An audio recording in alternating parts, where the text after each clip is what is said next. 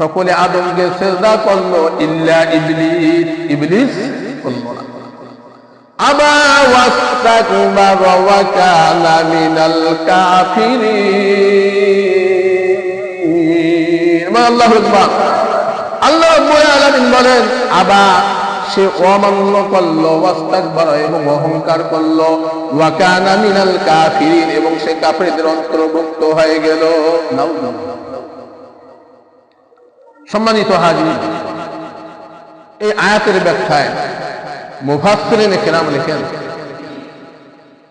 যে যদি কোনো বাচ্চা তার এলাকা, তার রাজ্যের, তার প্রদেশের, তার উপজেলা, তার জেলা, তার বিভাগে কোন লোককে শাসক নিযুক্ত করে,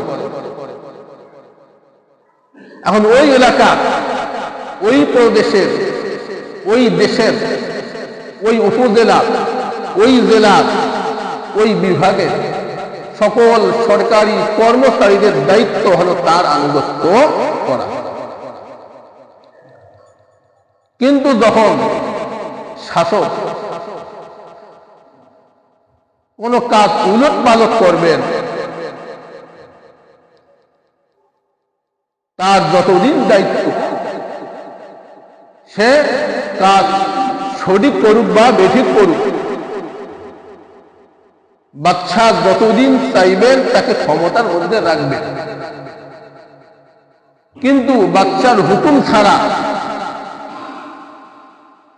বাচ্চা যদি কোনো কাজের জন্য তাকে নির্দেশ না করেন, আদেশ না করেন,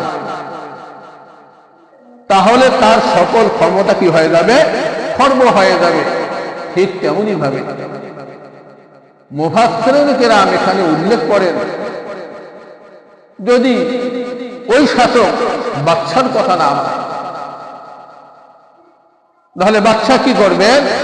পরিশেষে তাকে নির্দেশ দিবেন, তার প্রতি পরোয়ানা জারি করবেন, তাকে বরখাস্ত করে দিবেন, অথবা তাকে আইনের মাধ্যমে, পুলিশের মাধ্যমে হাতের মধ্যে কড়া লাগিয়ে তাকে জেলখানায় দাখিল করবে।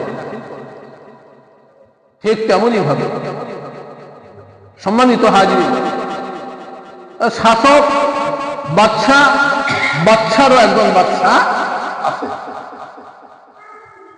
তাহলে যখন শাসক বাচ্চার কথা অমান্য করবে, যখন তার সকল সরকারি কর্মচারী অনশন করবেন, ধর্মঘাত করবেন, বাচ্চা নিজেও দেখবে যে কেন তারা ধর্মঘাত করতেছে। কিন্তু যখন বাচ্চা আইনের প্রতি আস্থাশীল হয়ে, কঠোর হয়ে সেনার মাধ্যমে তাকে কোর্টের মধ্যে দাখিল করবেন, তার তখন সকল ক্ষমতা কি হয়ে যাবে? খর্ব হয়ে যাবে। কারণ শাসকের যেমন একজন বাচ্চা আছে, বাচ্চারও একজন বাচ্চা আছে। সম্মানিত হাজির, এখানে মুফাসসিরিনে কেরাম বলেন আবা ওয়াস্তাকবারা, অমান্য করল, ওয়াস্তাকবারা এবং অহংকার করল। তাহলে পৃথিবীর মধ্যে যে রাজা বাদশাগুলো ছিল, ফেরাউন বলেন, কারুন বলেন, নমরুদ বলেন, যে অহংকার করেছিল যে আমার উপরে মনে হয় আর কেউ নাই,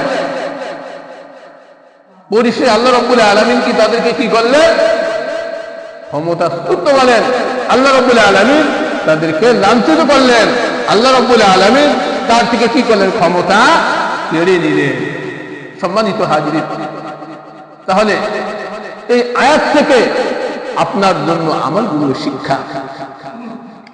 আল্লাহ রাব্বুল আলামিন সূরা সফ ৭৬ নম্বর ৭৭ নম্বর আয়াতে কারিমা উল্লেখ করলেন ওয়ালা আনা খায়রুম মিনহু খালাকতানি মিন নারিন ওয়া খালাকতাহু মিন তিন। বলেন আল্লাহু আকবার।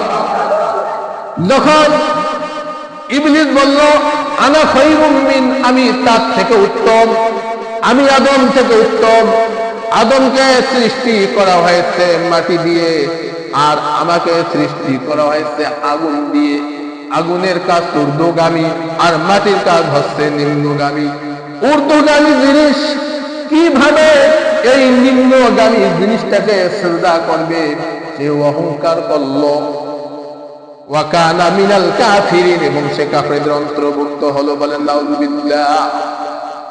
যখন সে অহংকার করলো, আল্লাহ রাব্বুল আলামিন আয়াতে কারিমা উল্লেখ করলেন, ওয়ালা ফাখরুজ মিনহা ফাইন্নাকা রাজিম। বলেন আল্লাহু আকবার।